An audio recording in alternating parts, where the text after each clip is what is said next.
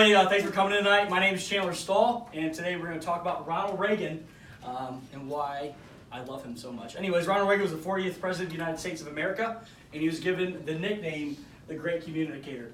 In this clip I'm going to show you, you're going to get a little glimpse of why he got that nickname for real quick. So here we go. I lost the mouse on the thing. Does anybody see the mouse on the screen? Nope. It's not on the screen. There it is. You're good. Alrighty. Here's Mr. Ronald Reagan. Those who would trade our freedom for the soup kitchen of the welfare state have told us they have a utopian solution of peace without victory. They call their policy accommodation. And they say if we'll only avoid any direct confrontation with the enemy, he'll forget his evil ways and learn to love us. All who oppose them are indicted as warmongers. They say we offer simple answers to complex problems. Well, perhaps there is a simple answer. Not an easy answer, but simple. If you and I have the courage to tell our elected officials that we want our national policy based on what we know in our hearts is morally right, we cannot buy our security, our freedom from the threat of the bomb. All right, just real quick. I just love him because I think his voice is so powerful and so strong. He gets the point across in ways that a lot of people can't do that. So anyways, we're going to talk about the great communicator today, President Ronald Reagan, and I'm going to provide an analysis of why he effectively modified his speeches to fit his audience every time. I've been in this class for a little bit, last 6 weeks, called Effective Leadership Communication, so I feel like I give a proper analysis of what we're talking about today. And we're going to discuss the 4 purposes of what the speeches are to guide the audience, which would be to inform, to persuade, to instruct, and to engage the audience. So let's get right into this.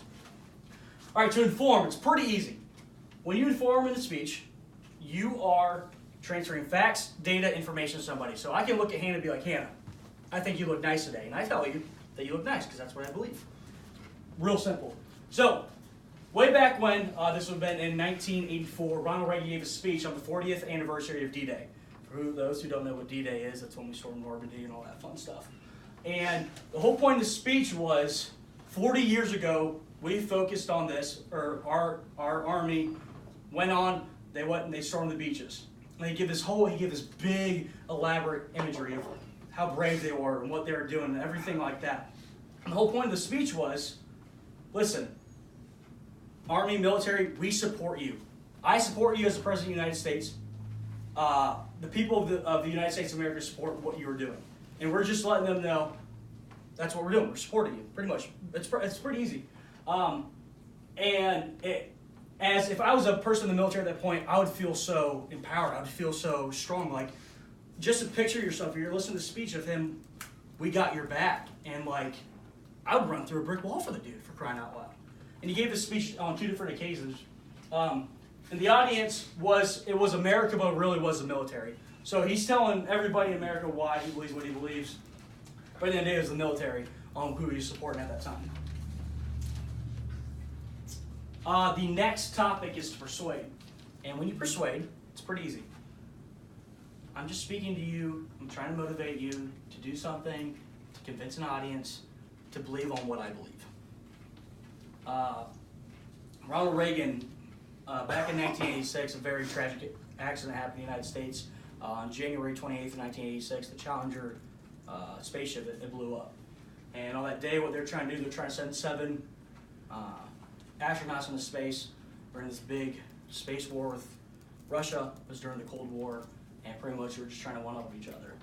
During this time period, during this Challenger, they tried to go too fast with it. They did the right things they should have done. NASA did not, and they pushed it into space. And what happened on national television, it was getting aired live through every school in the United States, that this spaceship went up and it exploded.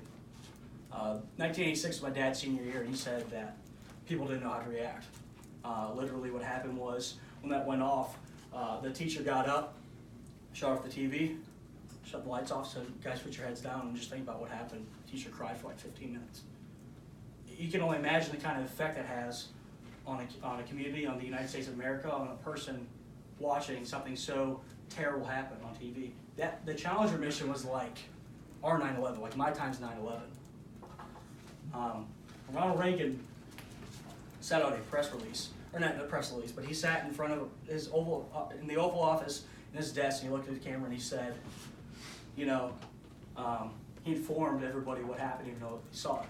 People might think it's an information speech, but really he was persuading his audience to believe in something. And what happened, this is what he said. He said that what you saw today was tragic, what you saw today is upsetting, and our thoughts and prayers are for those 7 families and 7 people who lost their lives that day. But while he's giving this speech, he also he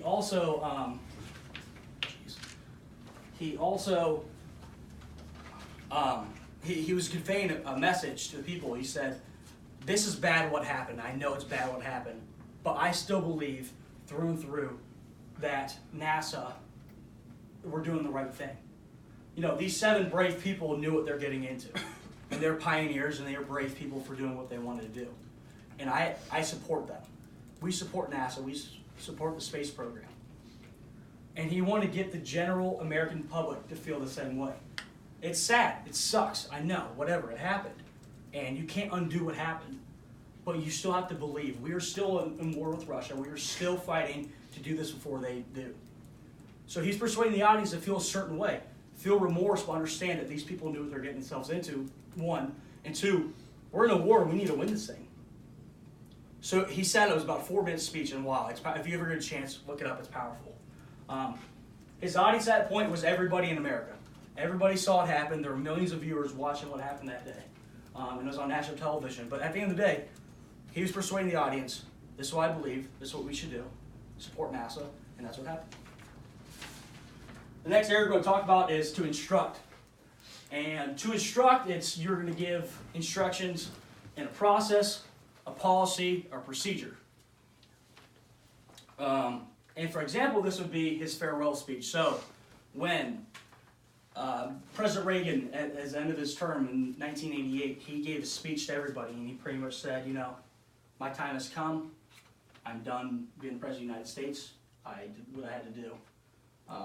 He discusses highs and lows of everything. And pretty much he's just telling everybody about the policy, obviously, that his 8 years were up. And additionally, he says something that's kind of interesting to me. And he instructed the American public, we must keep up our guard, but we must also continue to work together to lessen and eliminate tension and mistrust. He's talking about the Soviet Union at that time. The Cold War lasted for like 50 years. And 1991 was officially ended. So he was telling the American public, we don't have to like those guys, but at the same time we need to focus and take our time and attention to fix, to learn to appreciate, to learn to understand what they're doing too. And they might be bad and stuff right now, and it might be ugly, but keep your guards high, but understand we got to lessen this because they have to get along. Those are 2 powerhouse nations, the United States.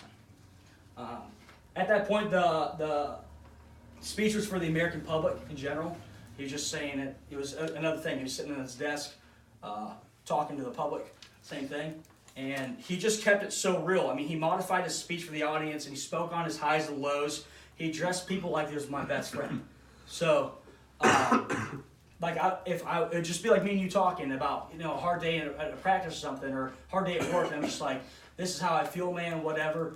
And that's how it went, and that's why he was so good. He was able to tailor everything he did to focus on a certain mood or audience and figure out what he can do. And the final area we're going to talk about is to engage. And when you do an engaging, speech, the whole point of it is to collaborate and exchange ideas. That's it. So this happens often. And that first speech that we just watched earlier, it was called A Time for Choosing. And that speech was given back in 1967. The whole point of it, if you heard the very beginning, he was talking about how it's not about the Republicans, it's not about the Democrats. We're all one people, we're all one nation. Let's not pin each other against each other. What we need to do is we need to focus on what's going on against the United States because they're trying to pass laws and stuff that's not moral. And if me and you can focus on it and we can work together, we can make moral laws, we can live on morality. And he wanted to bring the American public together in order to, on what he believed in. And he talked the entire time. If you listen to the speech, the entire time you listen to it, he talked like I was talking right to you, like I was talking right to you, like I was talking right to you. It wasn't generalized. You watch a speech, I felt it here. It's a long speech. I listened to the whole thing, and seriously, when I was done with it, I wanted to run through a brick wall for the guy. I said that earlier. And he said exactly, he was talking exactly to you, and that's why he was so successful. He individualized his speech. He could talk to everybody. He could talk to a whole group. He could talk to a group from the military. He could talk to the United States. He could talk to you like we were best friends. That's why Ronald Reagan was so good at what he did. To wrap this up, that's my conclusion. He's the greatest of all time. He's the greatest speaker of all time. Everybody should learn something from him. If he can communicate in ways that other people couldn't. Tonight I provide you with analysis of Ronald Reagan's use of communication skills by focusing on the purpose and audience analysis. Tonight we talked about how he uses speeches to inform, to persuade, to instruct, and to engage. And what I think is the most interesting part about Ronald Reagan is that during his farewell speech he said this, he goes, I got the nickname of the great communicator, but I'm not. I disagree, it's fine. He said, it wasn't necessarily the way I communicated, it was the stuff I was able to communicate about. You know, as a leader of the free world, he was able, he explained his greatness and why he was so good at what he did. He put it back on the people. The reason why I was so great is because this nation is so great. You know, he brought it so I was no different than you, you're no different than me. So yeah, he said he wasn't the greatest. I humbly disagree. Obviously, he's the greatest of all time, in my opinion. And I think everybody can learn a thing or two from President Reagan. Thank you guys so much for coming out tonight. Have a great rest of your night. Be safe getting home.